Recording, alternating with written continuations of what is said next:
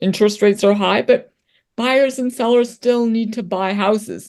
People still go through divorces. People still die. So the inventory that's hitting the market is inventory that hasn't hit the market in the last so many years.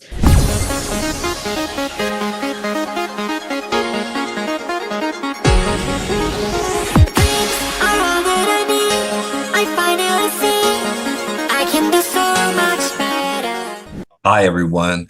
This is Keeping It Real with Ruhi and Reggie. And we're going to talk about our favorite thing that all the realtors are talking about right now is this NAR settlement. And we just want to dispel all the things that you've heard that is not true and start with the facts. How do you feel about that, Ruhi? Hello. Yes, I think that is super important. I probably talk about this every single day with different clients because they ask. So let's definitely talk about it and keep it real. Yeah, let's keep it real. So, I had a guy that I used to work with in a prior career. His name is Alan Lawrence. Shout outs to Alan, and he had this statement that he always said: "Nothing remains the same but change." And right now, we're dealing with a lot of change, right? But hearing a lot of chatter. But I want to first, how we're going to do this is talk about the facts about this NAR settlement for everybody that wants to know what's really going on. And then we're going to just give you our take on it. Okay. So here's the key things that are going on with this settlement and everything that you hear on the news about realtors and commissions, right? First things first, nothing is approved yet, right? It's still pending court decision. And all the experts are saying that most likely it is going to be approved, but we can't just say that this is a done deal. Whatever you see on CNN or what have you, it's not a done deal yet. All right. And all of these proposed changes would possibly take some effect in July.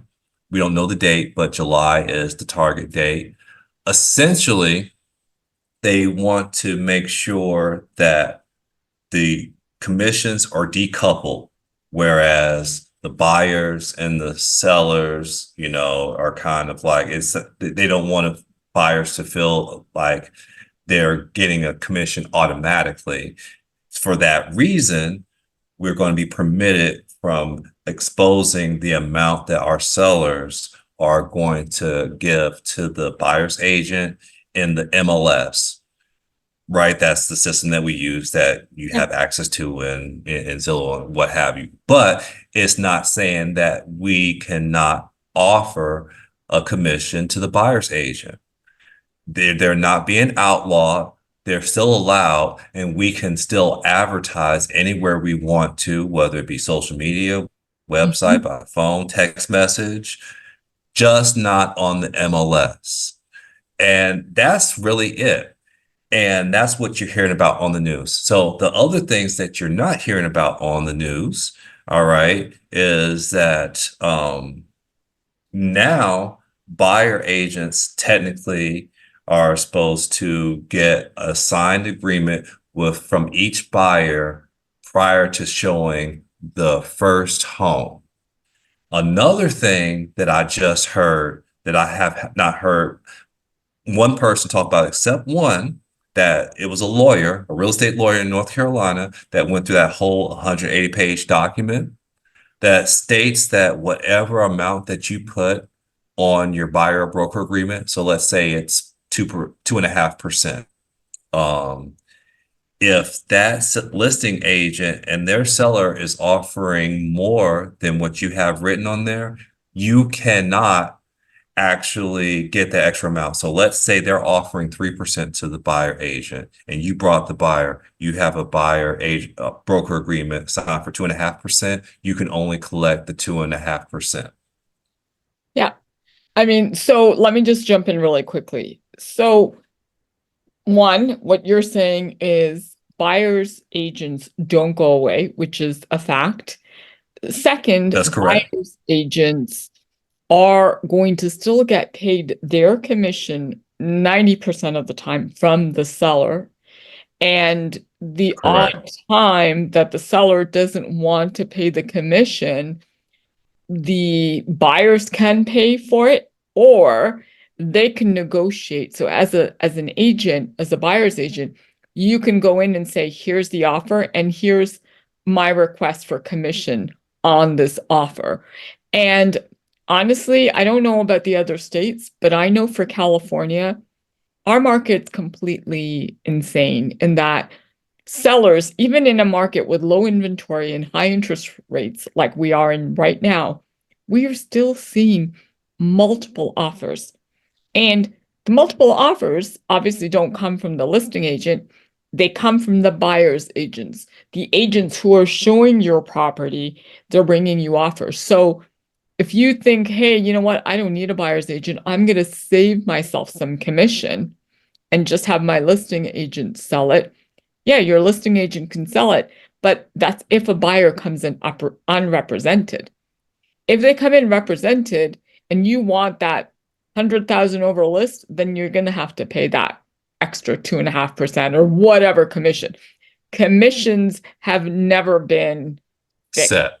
Yeah, They've never been never. fixed. Never. So whoever in the media wants to say that they were set, do a fact check because that's not true. In fact, Never has been true. yeah, I mean, it's all over NAR's website. It's everywhere where we don't set commissions are always negotiable. But listen, if you're setting in a commission and someone's paying for your staging and doing everything else, they're going to charge you a proper commission. And if they're not going to be able to like break even after taxes and everything else. So, okay, so what I'm saying is, those are the facts, right? Based on what you have dissected from everything Yeah, that that's it. I mean, there's really not much to it. And I see it right now as business as usual. If the courts do approve this, these effects, all of these things will go into effect in July. That's Yeah. what that's the target date. Okay, so let's break it down. So if you are an agent out there right now, as a broker, I'm going to tell you, and I've told you this in the last, 5 years, 7 years, always get a buyer's broker agreement signed. And that's just because we as agents put in a lot of time with our buyers. We are always looking for properties that for them on broker tour. We're always going out of our way to make sure that, we're going through all the disclosures and making sure that it's the right property for that client. And you only want to invest that kind of time and energy if that person is committed to you. And the way that person gets committed to you is by doing a buyer broker agreement. Now, if you don't want to work with that buyer or they don't want to work with you, either is fine, but you need to be very, very clear with that buyer's broker agreement. If they don't sign it, you don't work with them. You don't commit that time.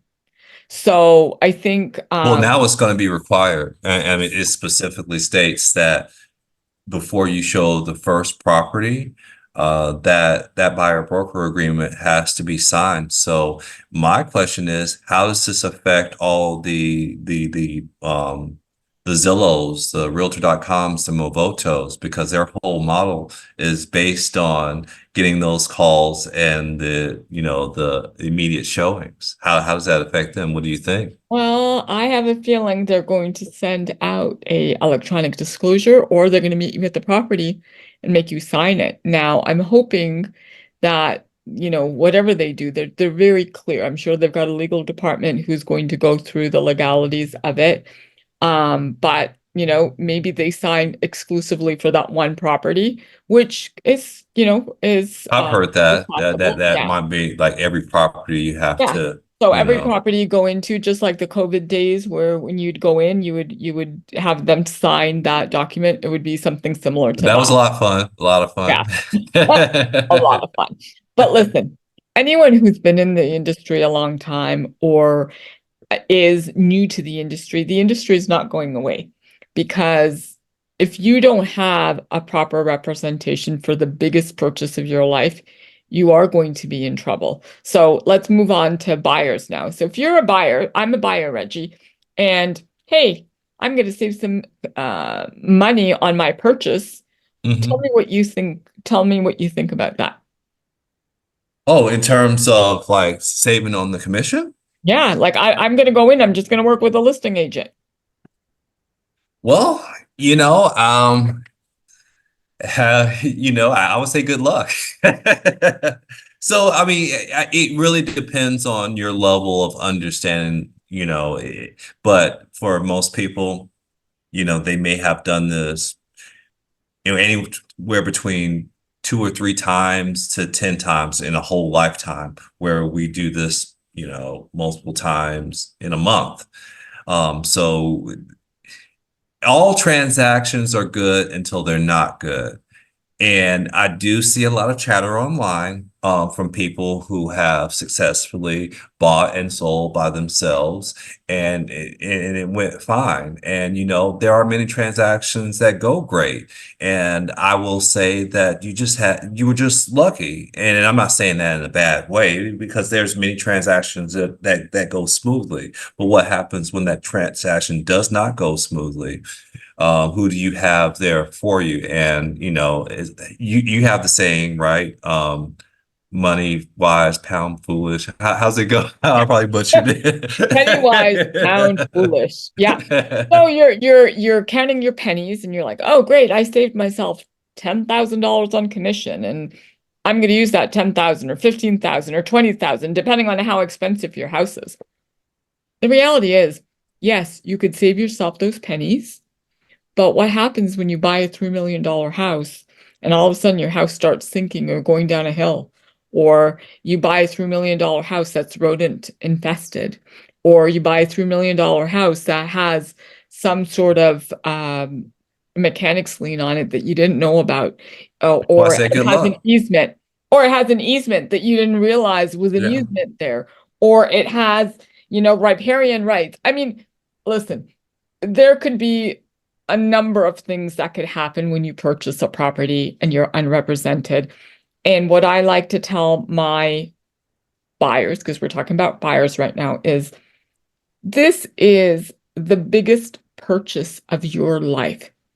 If you want to go to the listing agent and pray that they're going to be um upfront, and they'll be upfront, they'll be honest, because you know what, I've been in the business 30 years and I can tell you there's a handful of agents that I've worked with that I would say, you know what, you shouldn't be in the business because you make us all look bad. But I'm proud to say most of my colleagues I've worked with are amazing, ethical people who give back to society in generous amounts. And so Right. if you work with a realtor who has signed a listing agreement, their fiduciary duty is to the seller, meaning they are looking out for the seller's So it's best. best interest. Yeah. So now you go to them and you say, hey, can I get the disclosures? Sure. Here are the disclosures. Hey, can you help me write an offer? No, because I'm representing the seller and I'm looking out for the seller. And California, I might be getting another 2 or 3 offers for the seller. How in good consciousness can I represent you, Mr. Buyer, if I've got multiple offers and I'm representing the seller, right? I mean, you could be the most upfront, honest person and all of a sudden be like, oh, now I'm representing this person. I've got these other offers coming in, like there's a fine line you don't want to cross. And so if you are a buyer, save yourself and get a a buyer's agent. And when you hire a buyer's agent, when you sign with them, you are covered under their E&O insurance, which is their errors and omissions insurance.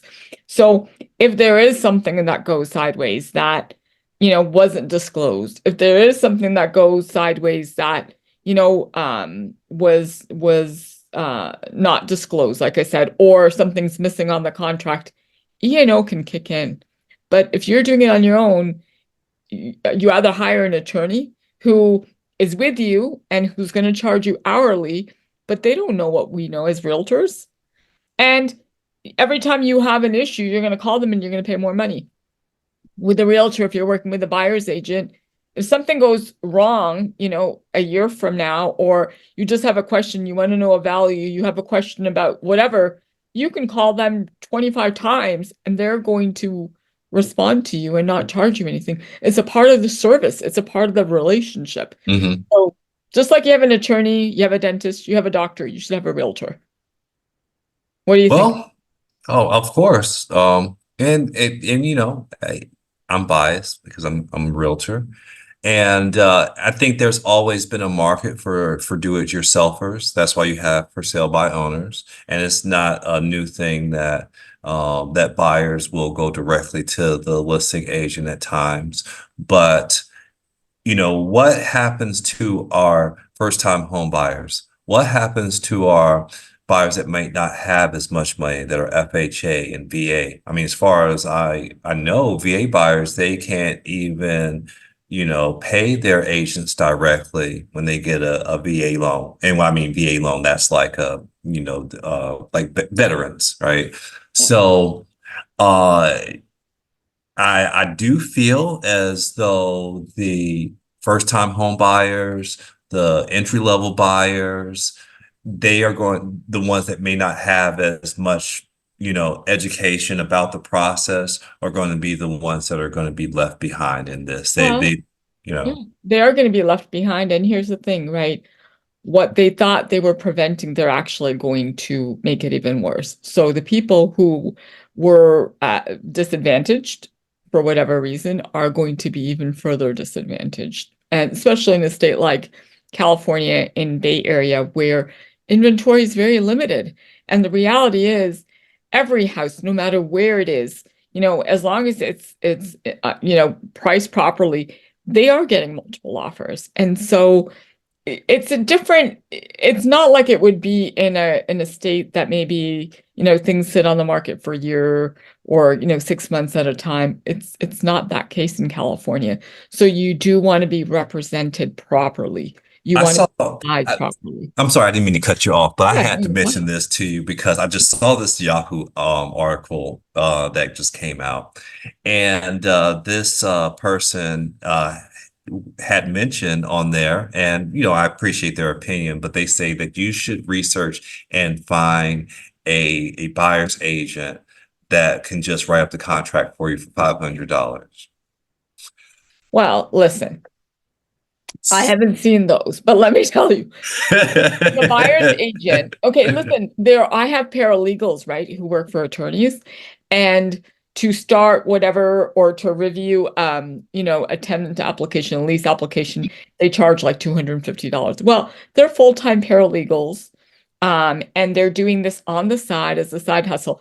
If something goes wrong, I can't go back to that paralegal, right? Just like if something goes wrong, you're paying someone $500 to write a contract for a minimum of $1 million contract. Something goes wrong because you wanted to save yourself some money and you spent $500 and they wrote something wrong on that contract. You better believe you're going to regret. You're going to regret spending that Do you think there are going to be $500 any to have. realtors that, I mean, I'm just I saying don't know anyone, but realistically that would actually do that? I no, mean, I don't know really, any, but I'm just saying $500. hypothetically, if somebody reads the article and they're like, I'm going to start a $500 business of writing these contracts. Contracts are But it's legal. not just writing a They're- contract though. I mean, and this, I'm just speaking for our viewers, right? It's not like you write a contract and then you close. There's a lot of negotiation back and forth between it. And I guess we're supposed to just work for charity. And this is not a thing where we're um bitter or anything like that. But it just in any field, if you want someone that is doing this and you want expertise, then unless you're living with your parents or something, you're not going to be able to afford. You wouldn't even be able to afford to have a car to drive your gas. I mean, you could go through $500 in gas in just 1 week. but the point is, like, yeah, I agree with you 100%. But listen, someone who wrote this article, whatever reporter, news agency, have you noticed that they're like all over this? Like they have nothing else. Nothing else is happening in the world, Reggie. Nothing else is happening. There's Right. no other genocide going on in the world. So they have nothing else to report but this. But clearly they didn't do their fact checks, right? You got to do your fact check. You can't just write an offer and then be done. Okay, so every time I write an offer, every time I go back and forth, you're going to pay me $500. So maybe it's not going to be written 100% correctly because I mean it's just ridiculous. Yeah, Okay, who's going to go to the inspections? Who's going to go to the appraisals? Who's going to help you with the closing? You know, who's going to open the escrow? Who's going to make sure that you don't get wire fraud? There's a ton of stuff. So now let's move on to sellers in the interest of time. mhm. If you are a seller, hey, great. I don't need to pay whatever. I only pay one half of the commission. Is that smart? What's your opinion and why? Well, um, who's going to show your house? My listing agent can. Okay. All right. Well, I'm sure that you're going to want to get, someone that's experienced as a top producer that has multiple listings. When that those buyers want to come see your property, what if the listing agent's not available to show the property? Well, the reality is you and I both know that the listing agent has a team. And so, there's agents, if you see someone's signs everywhere, you might believe that that person has all those listings. But the reality is everyone on their team has to sign under that person's name. So, maybe it's going to be someone, their rookie agents who can show the property for them. Okay. That's fair. But when we talk about the law of averages and the law of numbers, uh, I think by putting it out there and, having that bait, I think that just makes more sense. It's called advertising. And so essentially that commission that you're paying to that buyer's agent is essentially the advertising, and you're paying your listing agent to advertise it. Yes, and they're going to show it, and I'm sure they'll bring a buyer if they can as well. But part of that is to make sure that because basically the buyer agent is in a lot of senses your client. Mhm. Um, as well, right? And you want to make sure that they're taken care of so that they're vetting this buyer for you. They're making sure that they have all of their finances in order. They have their lender They're not wasting your time. so they've already vetted the buyer. They're bringing it. If it's a well-known good buyer agent, we all have relationships, so we can talk to the agent. If we already know that this agent is doing business, then we know that they're going to bring a good vetted buyer. They're going to write a good, clean offer with a contract. They're going to abide by all the contingencies and close on time. Mhm. So we work as a team to get your house sold. So that's exactly it. So let's put it this way. I am a listing agent, right? I mean, I've always been a listing agent. So I say, okay, I take on someone's listing and they say to me, Ruhi, we do not want to offer a buyer's agent any commission. And I say, okay, well, I'm going to tell you the top three reasons you need to hire a buyer's or offer a commission to the buyer's agent. Number one is just exactly what you said. A buyer's agent vets out the buyer. They know that they're pre-approved, they know that they've got verification of funds, and they know that they're a real buyer. They're not someone who's just looking to, fraudulently get your information, get details on the house, show up to the house. Maybe you want people who are vetted to come into your house. So that's the number one reason. And you have a buyer's agent who does that. They do all the vetting for you. Number two, you have a buyer's agent and you pay them a commission. You offer that agent a commission because you want your house shown. If you don't offer a commission, and they'll still, according to NAR and CAR, they're going to still show your house because they want to. For And so free. for free. So they're going to show your house, and from the goodwill of their heart, they might even write an offer for free for you. And and so the reality is, let's read between the lines. If you're not offering a commission and somebody else is, and this is why NAR decided to like succumb to this lawsuit and whatever, you are not you are not incentivizing someone. You're not paying them to work. Essentially, they were going to work for free. You want to incentivize them to work. You want to incentivize them to show your property because your property gets shown. You want them to sell your property so that the buyer is interested in actually putting in an offer. In California, we see an average of 2 to 3 offers for a well-priced home in a desirable neighborhood. That doesn't matter if it's the boom market or if it's the current market we're in, which is a normal, decent market. Interest rates are high, but buyers and sellers still need to buy houses. People still go through divorces. People still die. So the inventory that's hitting the market is inventory that hasn't hit the market in the last so many years. So I just went and showed a property in Walnut Creek. My clients were interested in it. They had 108 disclosure packages out, and they received over 30 offers. Do you think the listing agent wrote all those 30 offers?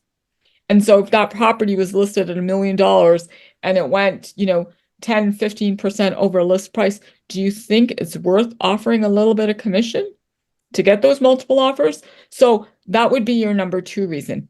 And number 3, you want that to close.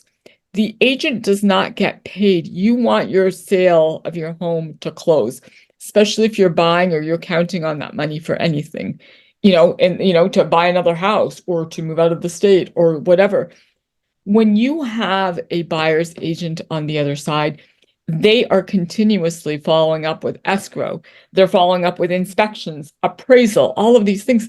Because guess what? They don't get paid until it closes. So those are the There's no top 3 no reasons. partial credit. No partial, yep, nothing. They get nothing. They could spend weeks, a month on it. They don't get paid till the end.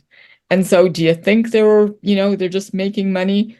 They're not. They're earning their money. They're earning what you're paying them. So Well, I mean, yes. I think there's always been do-it-yourselfers, and if you have the expertise to do it, I'm not saying that you shouldn't save any money, but what you're paying for when you pay for a realtor, such as you or I, is you're paying for our expertise, you're paying for our know-how, and most of all, you're paying for the convenience and saving you time. Um, most people have jobs, they have kids, they have a life. If your goal is to, sell a property or buy a property on your own, you can do that, but it's a very time-consuming process, typically.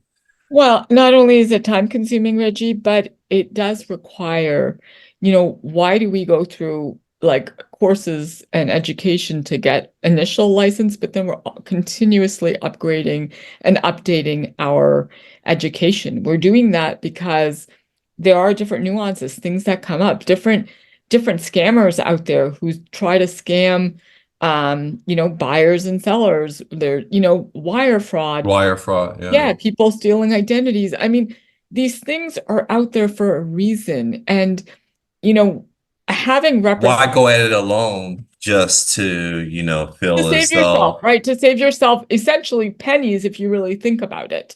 And remember, commission's always negotiable, right? I mean, that's my 2 cents. That's kind of how I feel. So yeah, commissions were always negotiable, but just right now, I think there's a lot of pressure on everything. And just to be fair, there's a lot of pressure out there because interest rates have gone up. People are hurting, and not just here in the United States, everywhere. So there's this pressure, this monetary pressure that's just making everybody feel like, okay, where can I squeeze something else out? And everybody is feeling like, well, if somebody is making more money than me, then they're evil. And when the fact of the matter is, you know the stats, 90% of people that get their license don't make it. And, with that being said, you know that when you're working with a realtor, you're dealing with the cream of the crop, someone that has really put their time into this. And they should be compensated for what they do, just like you spend your time in whatever career that you're in. You go to school, you get your knowledge. Everyone should be compensated for what they do. I don't know why all of a sudden there's this thing of, okay, maybe it's reality TV. I think that has had a lot to do with it. It's 100%. The million dollar agent and all that kind of stuff. We are And not paints those this agents. We that are not that's selling Sunset or what is it called? $1 million Million listing. dollar listing. I don't even watch their shows. We're not that because the thing is, we are real. I mean, I had a client who wanted to put an offer on a property today, and he's like, let's put this offer in. And then I was doing some homework and I'm like, let's actually offer like 50,000 less and see if that will work, because if not, they'll counter us. And, we look out for our clients. I mean, at the end of the day, we look out for our clients. I know a lot of our colleagues do. And for those out there who disagree, you are entitled to your opinion and work on your own, and good luck to you. We wish you the best, but don't go around bad mouthing people when you don't know them, because karma is, you know what? Well, that's a good way to kind of end it off. Yes, So yeah, we're here. If you need help buying or selling, we work the entire Bay Area, North Bay, South Bay, East Bay, Peninsula. We do it all. We're here for you. And even if you don't work with us, we still bless you as well. And if things don't work out, we're still here for you. absolutely. Absolutely. We come from a place of good energy and awesome. We are going to link some stuff below so you guys know exactly about the NAR lawsuit and what came of it. And if you have any questions or comments that are nice, feel free to share. Thanks for watching. Nice. We want nice We comments. want Be real. It is keeping it real. So feel free to be real. Just keep it cordial. I guess. Okay, well, bye for now. All right.